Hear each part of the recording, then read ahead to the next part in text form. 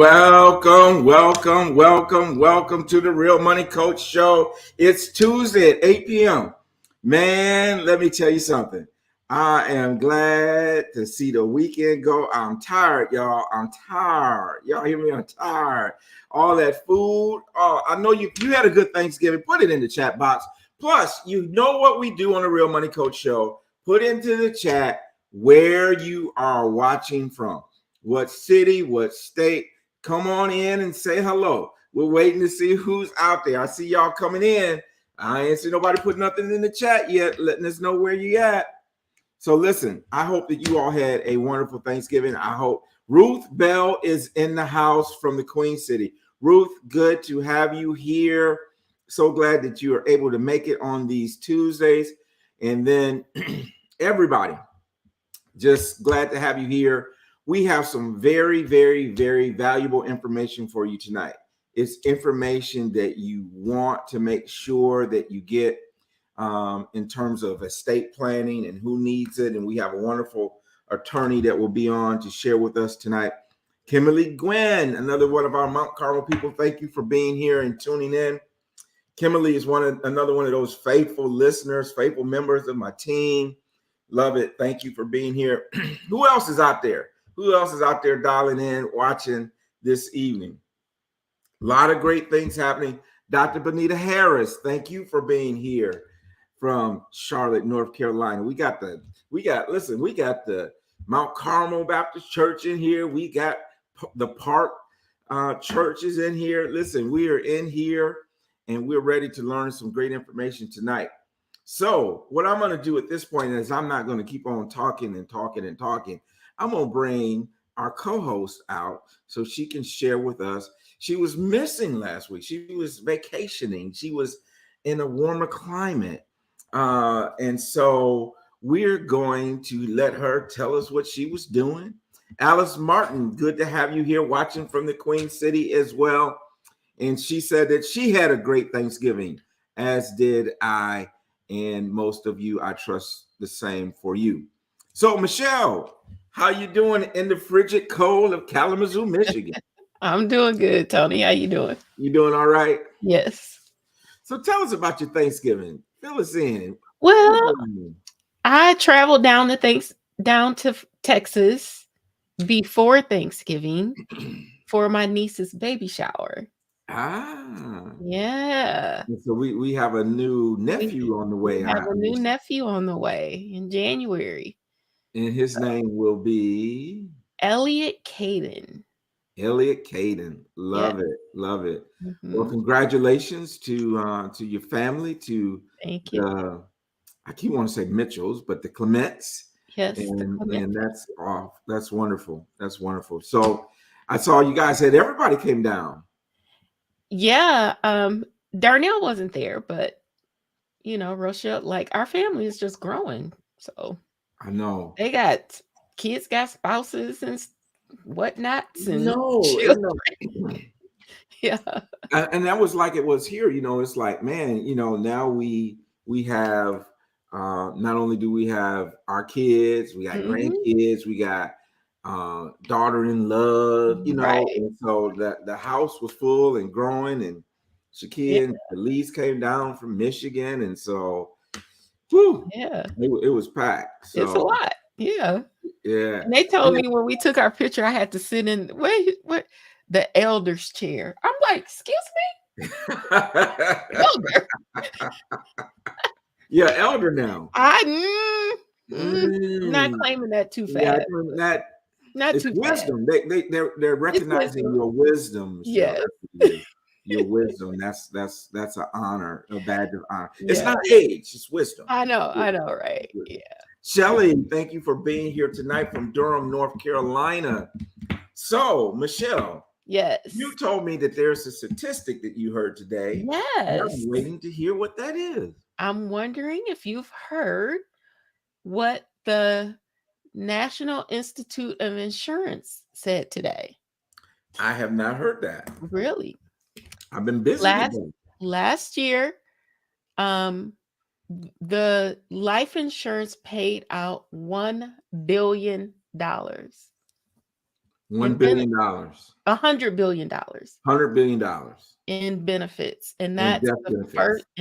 that's the first increase in double digits in 100 years. Wow. Something like that. Yeah. Wow. Yeah. It's interesting to kind of wonder where that came from, because you would think that maybe during the height of COVID, it would have been that type of thing because of the number of deaths. But we do know this. We do know from studies that, there's like 50% of people have no life insurance. No life insurance.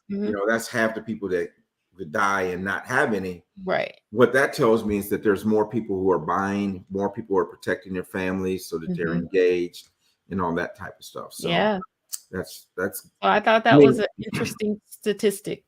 It is. I think it is. I think too, the other thing is, of course, we're coming off of Black Friday. Yesterday was Cyber Monday. And I think from what I heard, I didn't look at anything specific, but they said Black Friday was record breaking. Yes, record breaking. Yeah. I know here in Charlotte, you could not get to the outlet mall. I mean, I came off the highway to go past it. I'm like, this line is all the way back across the highway. No way. You couldn't get there. People, well, you're familiar. They were parked at Harris Teeter walking to the outlet mall. No. It was crazy. It was a crazy amount of people. Now, I, not thinking, made a haircut appointment at the South Park Mall. At the mall? On Good Friday. On Black Friday. On Black Friday, right? So it wasn't too bad. Once I found a park, me and Cam, we were cool. We went in, got our little pamper treatment and all that. Yeah. So shout out to No Grease. Chris Patton, my barber, did, he do me right, Right. Get almost a little facial when I get my hair cut, so he keeps me coming back. You are kind of glowing a little bit tonight. Well, thank you. I thank you.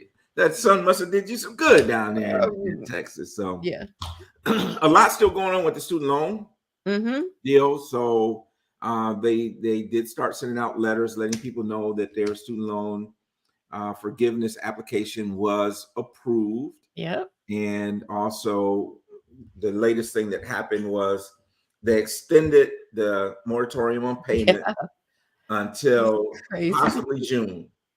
Possibly June. Yeah. I think what they're saying now is once the court battles are over, 60 days after that, then payments would start back. Okay. So, that's, that keeps going round and round. I mean, it just every week when I do my updates on the radio, it's like, here's another student loan update. So, right. So, lots. What's going on? Any have you been following the election in Atlanta? I heard last night that yesterday was their highest turnout day, that like it was record breaking. Right. Wow. So the fundraising thing has been that trips me out.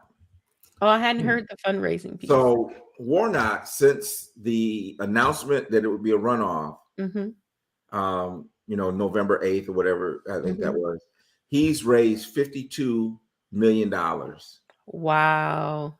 As opposed to Herschel Walker's 26. Wow. Interesting. So, that's kind of interesting, isn't it? But that's a lot of money. That's a lot of money in a short period of time. Yeah. Oh. And for election. Oh, by the way, Michelle, we had a great show last week. I mean, I don't know if you caught any of it, but I caught some of it. Yes. You caught some of it. Yeah, it was pretty good. What made me think about that is that that he had raised like $6 million in 24 hours. Yeah. Yeah, to start a fund. So Denise, thank you for being here. Greetings to you as well. Yes. So Michelle, we need to talk about something, and it's one of those things that we don't often talk about as families. It's about estate planning. And so I imagine, do you have conversations with your business clients about, estate planning, in particular, continuation of their business? Yes, so I do talk about that a bit. Most of them have not thought about it. Just, they're like, new A concept. succession plan Yeah. for the business. So I asked them about their exit strategy.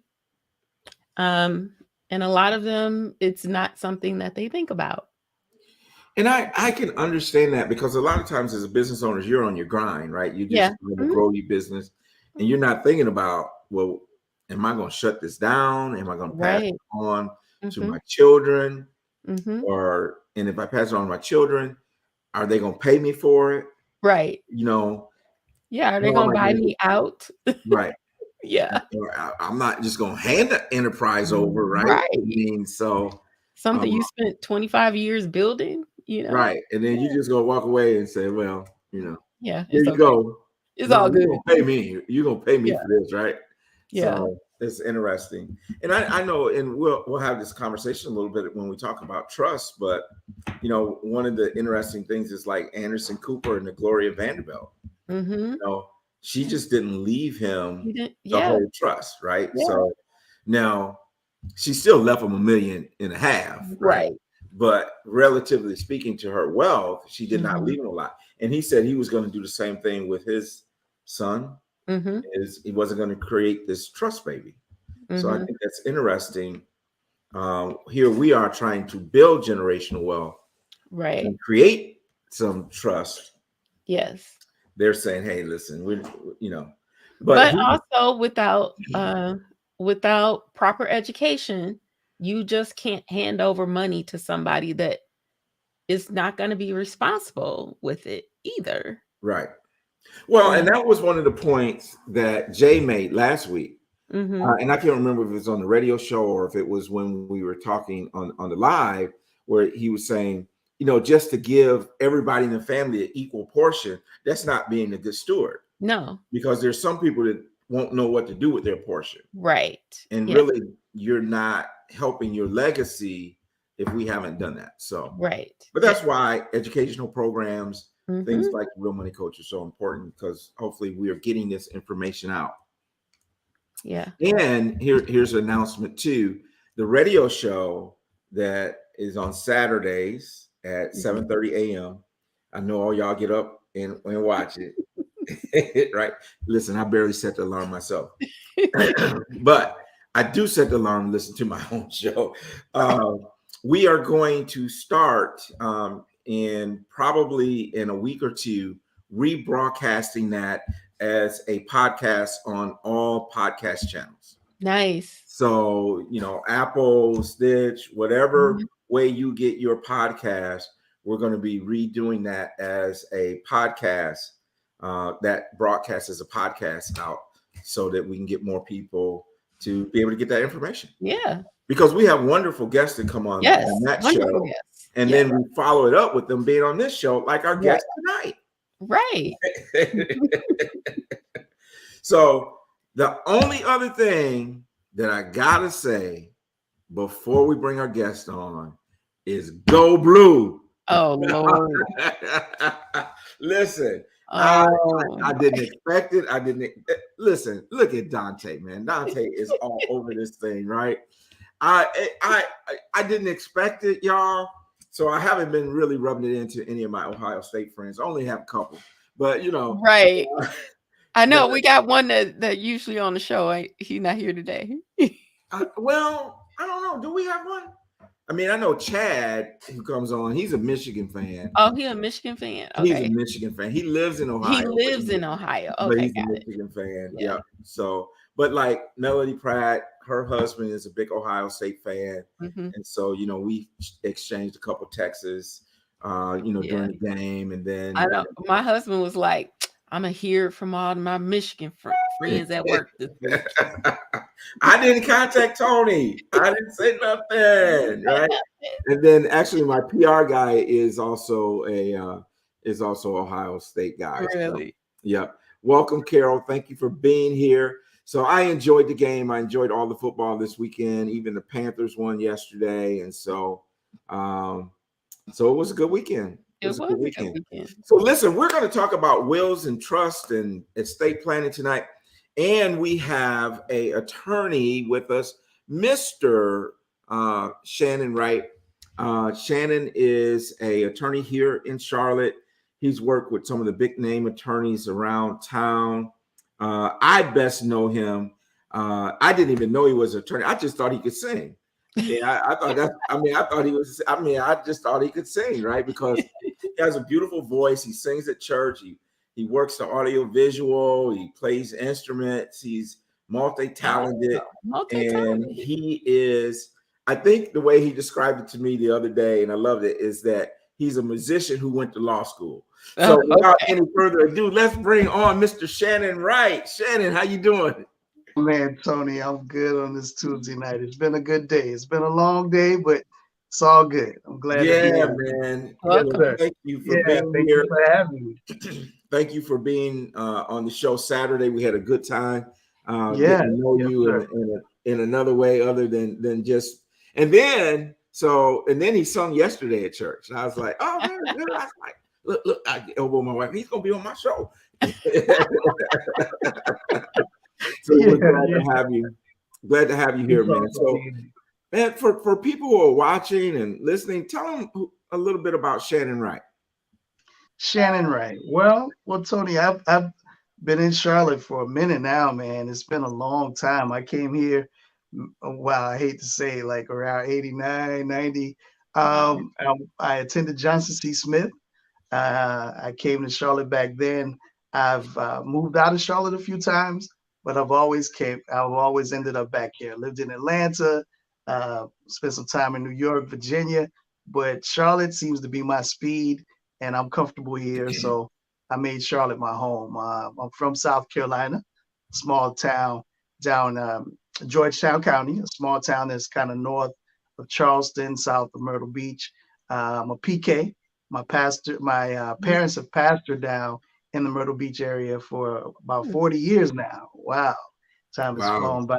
But yeah, I'm from there, but Charlotte is where I'm comfortable, and it's good being here. I came of age here, like you said. I'm a musician that went to law school, so I've gigged around town quite a bit with quite a few of the musicians here in town, and it's been an interesting ride. I still gig every now and then, not as much as I used to, but yeah, there's that. And like you said, I've had the pleasure of being in the legal field here for quite a while now. Started out as a paralegal, went to law school, worked in the office with attorneys like T. Michael Todd and P. Wayne Drummond. Came up under those gentlemen, and it was a wonderful experience. And finally stepped out on my own. Yes, sir. And I'm here now doing my own thing. Nice. Yes. All right, so let's see, Dante. We got a little hacking going on the YouTube. I don't know if it's a way that you could get rid of it. I blocked. All right, so I think I was able to do that. Man, that's not happened before. So interesting, but they better not mess with us tonight because we got an attorney on. We're gonna go get him. Right. Yeah. Trademark Exactly. you do. So I know you do so much work with entertainers and trademark stuff. So we might have to find out what's going on here. Well, Yeah. I wanted to ask you about the music piece. So because I don't play any instruments and Okay. I don't sing, right? So I find it very fascinating, right? So like, what's your favorite instrument that you like to play? My favorite instrument now is guitar. I started out with drums, played piano. I went to undergrad on a trumpet scholarship, but I love playing Wow. guitar now. So I played at Mount Carmel for some years, and it just turned out now that I have to be up in the sight and sound department. But guitar is my instrument, man. I've been playing it since my early teens, and um, doing it ever since. I remember my dad wouldn't let me bring my guitar to undergrad because he knew I would get carried away with it when I first went. But the band director ended up giving me a guitar anyway. Yeah. How cool. How cool. So then you worked as a paralegal and then decided to go back to law school. Yeah, I worked as a paralegal, and I just thought that that was a good way for me to get an overall understanding of the legal profession. I wanted to go to law school, but wasn't quite sure how to approach it. But um, yeah, got my feet wet as a paralegal. Worked as a paralegal for quite a while, maybe about 8 years or so. And I worked as a paralegal during my entire time in law school. Yeah. Okay, So, that's but it pretty was cool. it was a really good experience. I wouldn't trade it for anything. I got to see it, how the legal profession worked from that position into being now an attorney for my and doing my own practice in my own practice. So, yeah, that's where I started it. Yes, sir. Nice. So Mhm. what one of the things that we talk about is of course money management, and we think estate planning, wills, trust, all kind of falls into that. But one of the other pillars of intergenerational wealth is business ownership, business Mhm. development. And I just wouldn't mind just picking your brain for a second. What was that experience like for you when you decided to go out on your own and start your own firm? Well, actually, for me, I think it was just a natural step for me because I come from a family of entrepreneurs. So Okay. it was something that I've always wanted to hang on my own shingle. Um, but with anything like being an entrepreneur, it's definitely kind of there's some stress involved with like making that step and stepping out on faith and just trying to figure it out. You know what I mean? So Right. for me, like I did some contract work while I started my own practice and just kind of eased myself into it. But it was definitely something that was always a part of what I wanted to do with practicing law. I always saw myself being in my own practice. Yes, sir. Hmm. But like you said, the entrepreneur thing, it can be a bit stressful, but it can be a nice thing as well. I've enjoyed it. It can be a bug, man. Once it bites you, man, you like Once it bites you, won't let you go. it won't let Once you it go. bites you, It won't let you it won't let you go. The funny part is I've in the music game, I've dabbled in like concert promotion, that kind of thing, and I have several family members who are entrepreneurs. My parents are, so I've always had that bug, and kind of knew what I wanted to do, and growing and coming up in a practice and watching the attorneys around me. It was a smaller to mid-sized practice, and watching them run their business was an awesome experience for me. I mean, I wouldn't trade that for anything. What I've gained from that and watching those entrepreneurs do their thing and the consistency, the discipline, and like you said, it's a bug, man. For me, I don't see any other way of doing it. I enjoy it. Yes, sir. awesome, awesome. Well, Yeah. and here we go. We talk about Michelle's her favorite line or her tagline that I love is turning your passion into a profit, right? And so Yeah. if you have a Yeah. passion for being an entrepreneur, if you have a passion for law, you turn that into a profit. And so, Right. and there's so many people that need the services that you provide. So let's kind of jump into that a little bit. When we talk estate planning, a lot of people, and in my book I talk about the big names, right? I talk about um, James Brown and Aretha Mhm. Franklin and Prince, Right. and then I show a contrast to them with Michael Jackson, and I Right. think another one we could contrast with it even be Kobe Bryant, in terms of Mhm. having things set up. But the misconception sometimes is that you got to be rich or wealthy in order to do estate planning. So my first question I want to ask you is who needs estate planning? Tony, honestly, almost all of us need an estate plan. Um, Mhm. the thing is if you don't make the decision, the state will make the decision for you. So if you want to maintain that power and keep that power within your hands, you need an estate plan. If you don't have a will or an estate plan in place, what happens is that your property will move through what's called intestate succession. So it is imperative that if you have anything like I think the American dream is to own your own property. And if you do have if you own your home, I would suggest you need to have an estate plan. Like one of the first things, if once you purchase a property, that's one of the next things that you should be looking into is actually developing some sort of estate plan. Yeah. So, And yes, Wow. sir. and what should be included in that estate plan? What are the essential documents? Well, I will say it this way. It's based on one family structure and assets are two of the things that would drive it. Okay. But what we do is a basic estate plan that includes several documents, and it includes a will, it includes a durable power of attorney, a healthcare power of attorney, and what's called a living will, which is an advanced medical directive for a natural death. With those four documents, it's a good place to start with putting an estate plan into place. Those things generally cover a lot of things that the will handle like assets.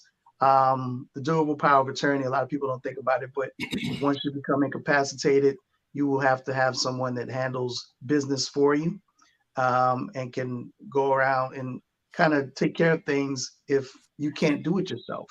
And the healthcare power of attorney, it actually helps you to select the individuals that can make decisions for you and your health.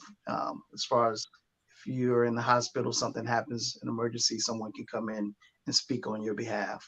The advanced medical directive, the living will.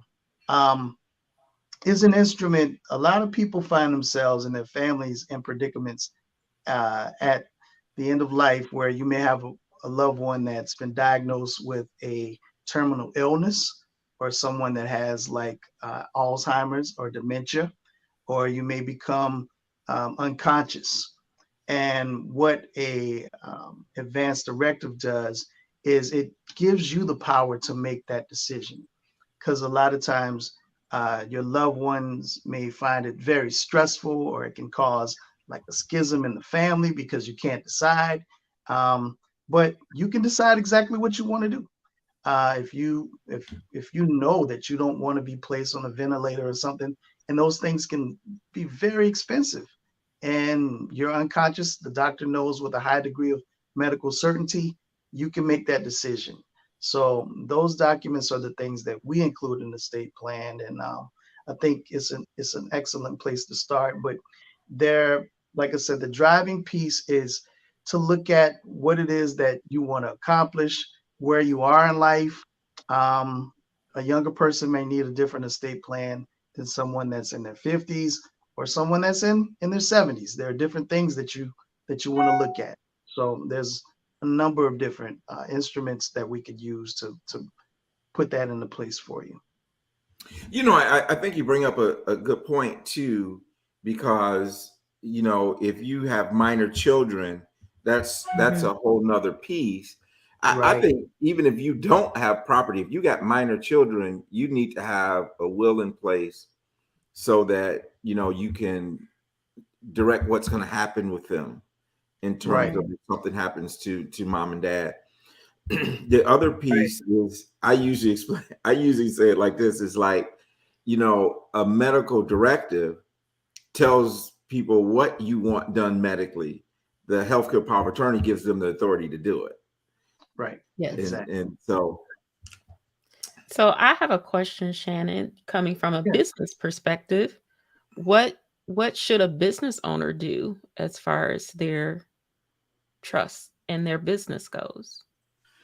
Well, it depends. For a business owner, I think trusts are awesome instruments, or you can also have a succession plan. It just depends on Mhm. how you want to have things set up.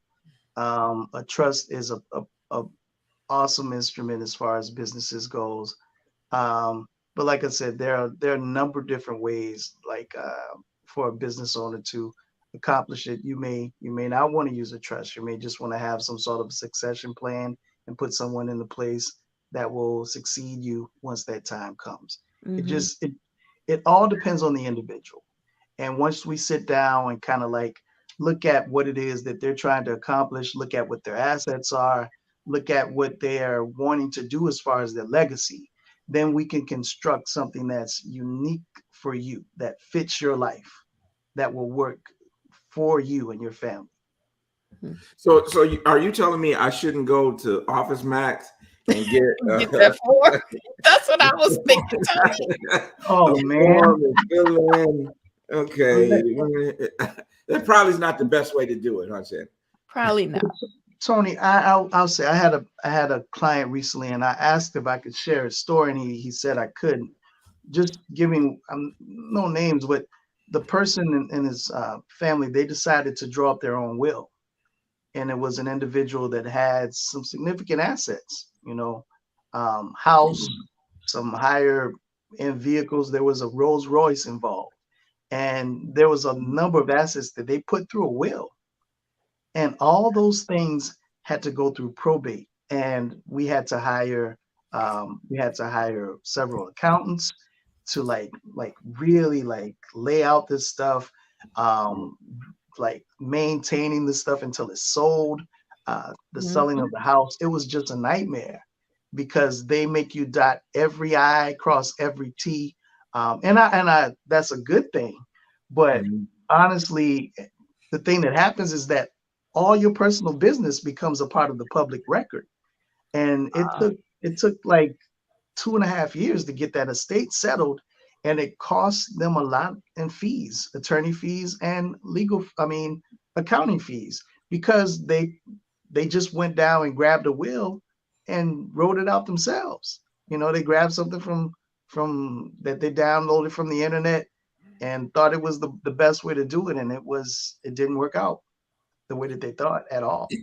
So Wow. so check it out. So we see this thing where it's the reading of the will. Everybody come around a big table, and everybody's like, Right, "We're going to read Grandpa's will," right? I right, don't think right. that's the reality of how it normally works. But one of the things I would like for you to kind of talk a little bit about is when you hear people contesting a will. So tell me, who can contest a will, and if someone does a will on their own, which we don't recommend, is it legally binding? Does it have to be notarized? Does it have to be filed with the Register of Deeds? You know, explore that a little bit for us. Well, generally, a person that could contest the will would be someone that would have been one of your natural heirs. Sometimes you may find a situation where a parent decided to leave a child out of the will. Um, you tend to find something like that, or a brother or sister is left out of the will. Um, those people can contest the will, and that's one of the things that you probably want to think about, like assets that don't have to go through the probate process in order to avoid someone contesting it. If you have something that can transfer automatically upon your demise, that's probably the way to go, because you don't want someone to contest the will. And a trust is a great way of doing that, to help you avoid that. But what was the other part of your question, Tony? Again, I'm sorry. Well, it was about the contesting, and then whether or not a will has to be filed with Register of Deeds, notarized, that piece. Right. So the will doesn't, well, in order for the will to be probated, it has to be taken to the probate court. That's the first thing. You have to do that with the will. One of the things that in this state, different states have different requirements. In North Carolina, they require that the durable power of attorney is filed with the Register of Deeds office in order for you to have the ability to transact business with real estate. That's one part that's filed. Um, Other parts of the will it doesn't need to be filed, but a will, if there is a will, it has to go through the probate process. You will have the courts involved in that aspect of it. Yes, sir. So a will is not going to avoid the probate. It's just going to kind of And No, I know when I was in Michigan, I mean, the wait in Wayne County, where Detroit is located, it was like over 18 months to get before probate court. I mean, it was like Uh, a tremendous waiting time. And so that yeah. during this whole time, assets are technically frozen, right? Nobody can Mhm. really do anything or not supposed to do anything with those assets. So They're not supposed to do anything. I'm sorry, go ahead. no, go ahead. Yeah, that's so true. That's one of the things. It can be very time consuming. Um, that's one of the things that people really need to understand about the whole process because they think just having a will is it takes care of everything. But that's where trusts come in and they can be really great instruments or looking at the different assets. Like if you have a bank account, you may want to do something like a POD on a bank account, which means Right. paid on debt, Right. and those things avoid the probate process. Just that one little, just to having that one little thing that you actually go down to the bank and ask for and take care of, and you can take care of it in about an hour. It'll help you uh, avoid a lot of heartache. Um, but trusts are awesome instruments that help you avoid much of that. And the way I look at a trust is like you take your assets and you place them in a little wagon and you're just going through life with that wagon and going through and you handling it the way you want to. And when that time comes upon your demise, instead of going through the whole probate process and everything being disrupted, everything being frozen, you select who it is you want to pick up the handle. That person can pick up the handle of the wagon and keep on rolling. I, So, I, wow. I like that yeah, illustration. I see this Yeah. little red wagon, right? You just be adding to your wagon your add Listen, whole to the life. wagon. you're gonna need a That's right. John Deere to pull my wagon. That's what I'm trying to get to, right? We use he liked that because he's a country boy. He didn't think I knew anything about a John Deere. So, uh, um, we say this, a trust allows you to own nothing but control everything. Now, Right, within a trust, though, there's different types of trust. So there's a right. revocable, there's an irrevocable. I think there's land trust. Can you kind of just share with us a little bit, especially those first two, the difference between a revocable and an irrevocable trust? The difference, it's like the name, a revocable trust and an irrevocable trust. Um, a revocable trust, like it's like you don't own it, but you can control everything. But then you also have the ability to bring those assets back to you and back to your ownership if necessary. And one of the things, like I talk about people at different stages. If it's a younger person, you may want to use a revocable trust because you're growing. It may not be irrevocable trust may not be the best thing for you. It just depends on your situation.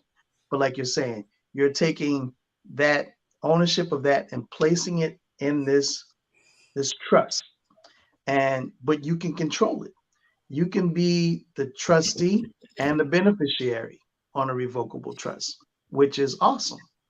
That means that you can say what happens, and you can be the person that benefits from it. Um, that's different from what an irrevocable trust is. An irrevocable trust is once you place those assets into that trust, you remove that property from you. But there are a lot of other benefits that come with doing that as far as taxes. There are a couple of things that are definitely beneficial, but you're not able to bring those assets back to you.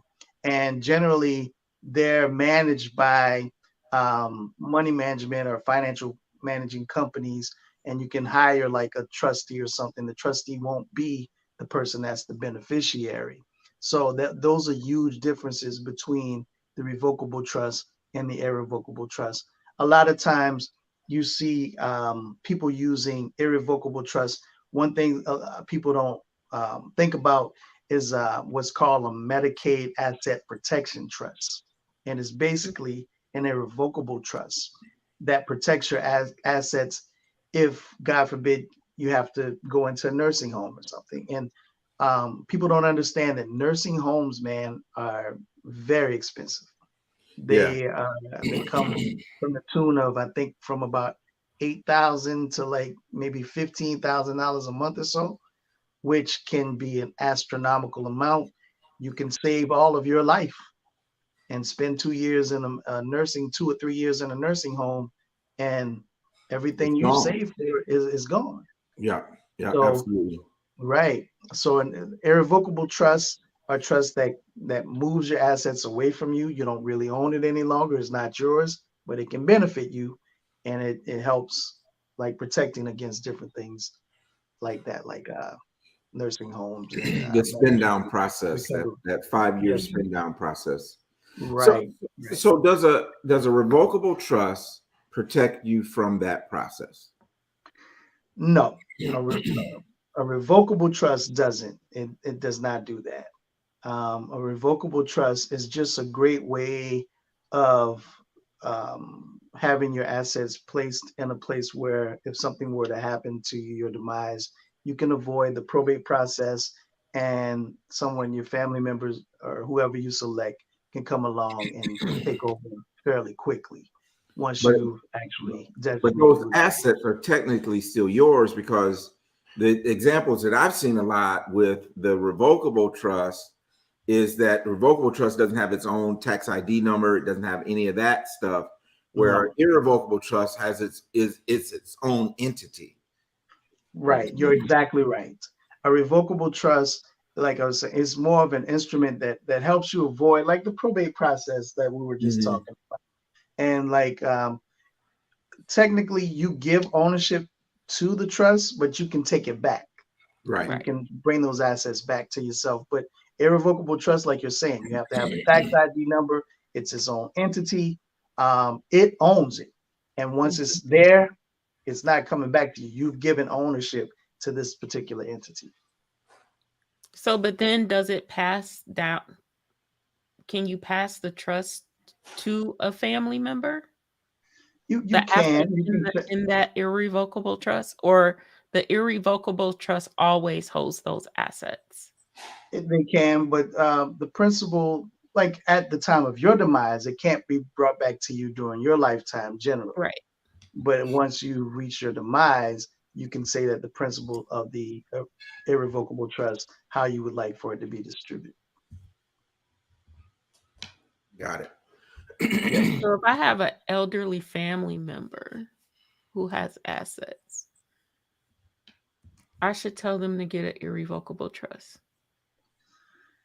It's one of the things that you can look at. It just depends Mhm. on how you want to handle it. There's a couple of that's one of the tools. Mhm. Um, one way of doing it sometimes is if let's say you may have a large amount of land that you want to develop, um, and put it in a trust may be restrictive. You may want to change it into an LLC or something of that Mhm. nature.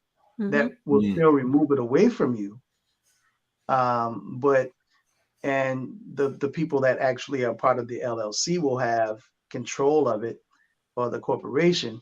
But that's where one way of actually um, kind of like what gaining the control you want to do and removing assets in a way that it won't harm you as far as the things that we're talking about like Medicaid and those issues. Mhm. Box, um, boxing it's in. So, also another good way. Okay. Say it so again. Shannon, I've seen this where people are. I'm seeing people who aren't attorneys doing trust for people. Okay. I don't get that. Right. I don't under because to me it seems like that if you're going to establish a trust, I mean, it should be done by someone who's legally licensed to do that. Now, these have Right. been revocable trusts. They haven't been irrevocable. They've been revocable. But tell me, how is that possible? I think, well, like you said, revocable trusts, they aren't as complicated. Um, and they're not, the finality is not there. But what I will say, even setting up a revocable trust, you probably want to use an attorney, because you could get yourself into trouble if that thing is set up the wrong way, depending on what it is that you're trying to accomplish. But definitely, if it's an irrevocable trust, you want to see a good attorney that knows how they work. So there are tax issues. It might be something that you don't want to actually put in an irrevocable trust. You want to understand and make the decision and have someone that knows exactly what the consequences of those decisions are. That very knowledgeable and can really educate you as to what is happening.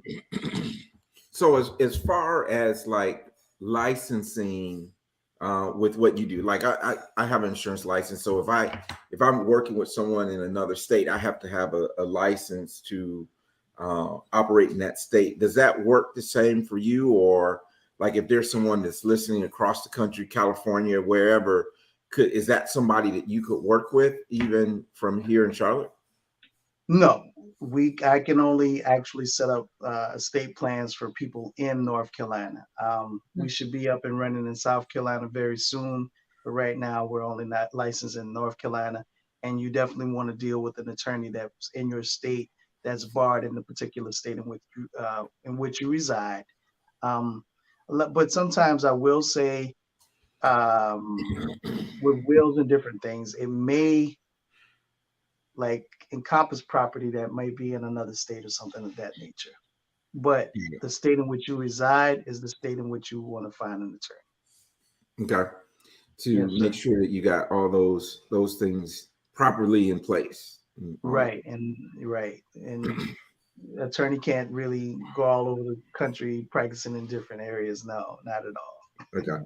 So one of my questions is I've always had heard this from an insurance perspective that you want to put everything in your trust except for your car.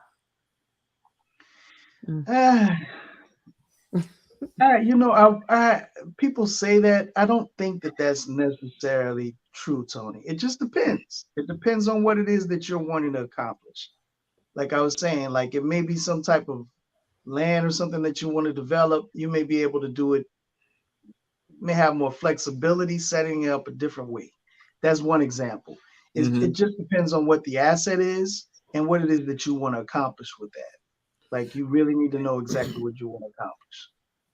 And I had always heard that from the liability standpoint, because the liability exposure of a car is so great that if the trust owns the car, now you pull the trust into a lawsuit in case there's an accident with that car. And that's very true. One of the good things, and that's one thing to definitely think about. One of the things I tell people, it's good to have an umbrella policy, especially as your assets increase, because a lot of times you can get yourself in a situation with a car accident where the damages are goes beyond what the insurance is, and you at that point you probably want to have an umbrella policy in place. But you're right. I wouldn't put a car in a trust because the liabilities could be great. Yeah, definitely. And so for those of you who may be listening, say, well, what is this umbrella policy? An umbrella policy is a liability policy that goes over the top of your other liability. So for example, if you have your house and you have a $500,000 liability policy on the house, well, $1 million umbrella policy would go over the top of that. So now you would be protected for 1.5 million, the $1 million for the house liability, and it goes over the top of your cars. Also gives you some things like defamation of character, wrongful eviction, and some of these type of things that can come into play as well. If you're a property owner, I think you just, especially income property, you want to make sure that you have an umbrella policy. And usually they're really cheap, a couple $100 for $1 million worth of umbrella coverage over the top of your other underlying liabilities. Right. So exactly. So the best place to get it normally is wherever you have your car insurance. Your umbrella usually follows wherever you have your car insurance. Right. Yes, sir. Yeah. Again, because of the exposure that you have there with the vehicle. So that makes sense. Man, I had another question. I forgot. I draw a blank on it. It'll come back to me though in a second. Um, but I knew one of it was about the will and the car and the will, and that type of thing. Oh, I know what it was. I had heard this. I keep on. I heard this. Right. But I had heard that, like you talked about, if someone's not named in a will, that when you're creating a will, if there's someone that you don't want, if you have a child and you don't want them to get anything, that you need to specifically say that in the will so that it's not contestable. Is that, or if you just leave them out and don't mention them, it opens it up? That can go a couple of different ways. Sometimes, like, someone may be able to hold up the estate if you leave them something and you can't find them because the relationship is estranged and you have them in your will. So some attorneys believe that you should say leave them like $25. That's clear. You know that you didn't want to have that person. You weren't trying to leave them out. You left them something. That's one of the things that we were taught in school.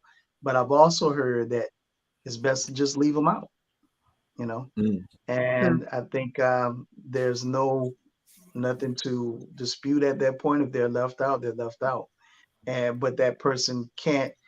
And generally, if that relationship is estranged, that the logic is that that person isn't going to come there anyway. It's the greater chances that they're not going to say anything. But if there is a problem, and that person is estranged, and you have to make sure that they receive their gift, and they're not there, it's stuck. So it can go either way. You know what I mean? Right. So that's one of Well, those things. I'm gonna Like, tell you something. When money get involved, them estranged people, Right. They come out the start woodwork. showing up. well, the thing is, they might get upset and be like, "I ain't coming for my $25," and you would. But you're right. I get you. But on that, yeah, money makes Yeah, people do some interesting things. Yes, sir. absolutely, Yes, absolutely, sir. absolutely.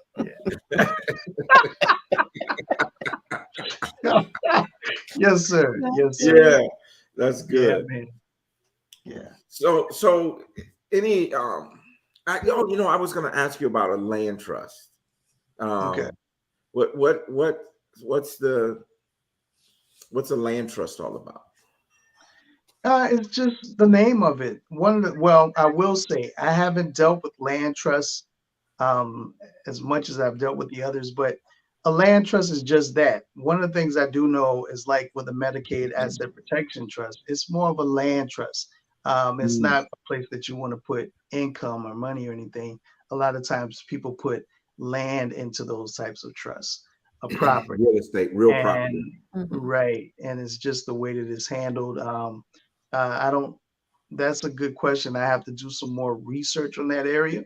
I don't want to give any wrong information, but I know that a Medicaid asset protection trust is generally like a land trust, and you put property into that, and that particular trust is irrevocable. Got it. Got Yes, it. sir. So, Yeah.